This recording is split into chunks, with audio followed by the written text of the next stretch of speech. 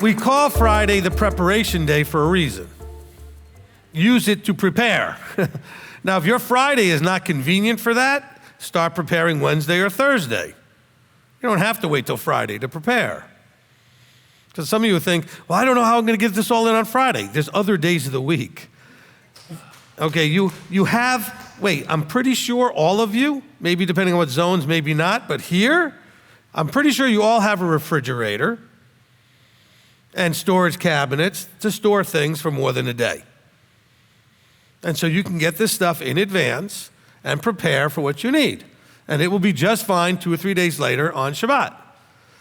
All right, so yes, now when you're talking about being far from something, if you know you're going and you know that a full tank can get you there and you know enough in advance, then make sure you have a full tank. You know, one of the people out there that I get attacked by every now and then made some argument that, well, of course, the Torah is, everybody should be able to understand the Torah. You don't need a teacher. And if you don't understand something in the Torah, he knows and pointed to the sky like Yahweh knows, and he'll let you know. Okay, so how does that explain all of your friends are on Sunday, Christmas, and Easter? The book is the same book you're all reading, isn't it? And he's the same Elohim working with everybody, isn't he? And all of you, when you came out of the church and came into the truth, so to speak, you understood everything perfectly at that point, didn't you? Or did you instead realize that everything you thought you knew, you didn't really know, and you needed someone to help you unravel the mess? Now, I don't want to scare you and get everybody upset, but that can sometimes be the enemy. Because the enemy wants you to feel special. The enemy wants you to have visions and prophecies and, inspired whatevers. You know what? In Judaism, I've never, ever heard in my whole life as a Jew, someone come up to you and say, I have a word for you. Okay? How many times do you hear that in the church? Like weekly? Okay? Oh, I have a word for you. This is not a concept that comes out of Hebraic understanding.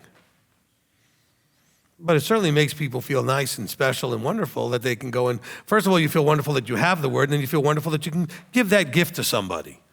Although I can tell you a lot of people that have had a word spoken over them and to them that ruined their lives, messed them up, and did all kinds of damage. He says, and I witness again to every man being a Jew that he's a debtor to do the entire Torah. So he's just saying, look, you're going to be a Jew, you're debtor to. Now, when he's saying the entire Torah, the word there is law, not Torah. So he's saying, you want to be a Jew? Then you're going to have to do all the oral stuff too. That's a little different than just thinking the commandments that Yahweh gave. He said, no, you want to become a Jew? Fine, then you're going to be obligating yourself to all of that oral stuff. Because that's what a Jew does. Don't just go with the word Torah because your translation put it there. It's not there. It's the word for law. Sometimes it means law, sometimes it means Torah. It says you're going to be a debtor to the entire law. Which law, you now have to ask yourself, is it? Because it doesn't tell you. Just use the word law. What's spiritual warfare? What you're going through right now, trying to understand what he's saying and what the system that you're in was saying. That is a spiritual warfare. What does spiritual mean? What did I teach you that the Spirit is? The fullness of the intent. We're having a warfare over what he intends. Ooh, isn't that a different way of looking at it? What's spiritual warfare? Intent warfare. What does he intend? What do you intend? What does he want? What do you want? We battle that battle every day. All of you do. Because we're not fighting against flesh and blood, we're fighting against principalities. Now, in a sense, that's true in the context of when it was said, but it misses some of the nuances that would actually make it not true that way. You can use the same phrase, say, absolutely we're fighting against the flesh. How many verses are there to say that we fight against the flesh? We battle against the flesh.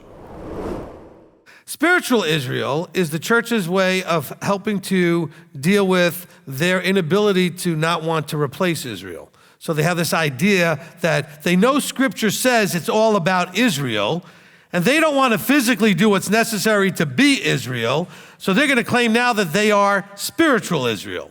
because they can't get around that everything, all the way through Revelation, is about Israel. Okay? So they have to do a replacement theology to say that somehow they've now become, first they say that we've replaced Israel. That didn't really go well with some people. So now they said, okay, then we're just spiritual Israel. So we're still replacing them, but we're going to usurp the name a little bit. There are 12 gates into the New Jerusalem. And those 12 gates are still the 12 tribes. They're Israel. Stay in me, and I stay in you. And he does that again in 17. This whole idea of staying. I'm preparing a place for you to stay in. So where are we supposed to stay? He says, stay in me. So there's room in my Father's house. So who is the body, and who's the head of the body? This is the body of George, Fred, Michael, or Messiah. It's the body of Messiah, right? And in that body of Messiah, there's a room for you to stay in. Ooh, isn't that a little different? There's a place for you to stay in the body, his body. He says, stay in me, and I stay in you. We can also take this into Revelation, where we understand there will be the new Jerusalem coming down from heaven. It's coming down to the earth. There'll be a new heaven, a new earth, and a new Jerusalem coming down from heaven to the earth, and there will be where we will all dwell forever. If we're going to believe, okay, this is an if, okay? Remember, there's an if in the front of this. If you're going to believe what Yahweh says and how he does things, everything else, then you also must believe that there are Ephesians 4 people out there that are anointed and appointed, that he will inspire with the right understandings and counsel when you need it. And by the way, I never said that that means I'm one.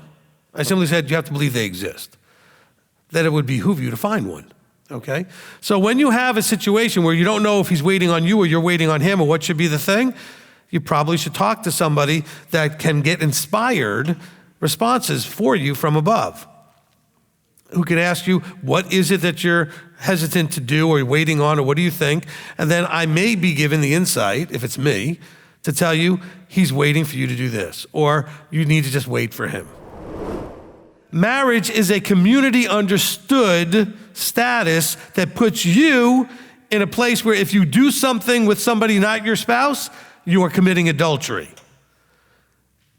If you're not married, or people don't know you're married, then that's not the case. And it needs to be known that you are. Look at even in Egypt, when Pharaoh looks at Abraham and said, why didn't you tell me she was your wife? Even Pharaoh understood that point. Why did you hide that fact? So there needs to be some way of knowing and clearly defined and committed to that you are husband and wife. And so we do a wedding. We call it a wedding ceremony or wedding for that. Now, what we do at the ceremony, very flexible, lots of traditions. Do anything you want, do nothing you want. Make vows in public in front of witnesses is all I need.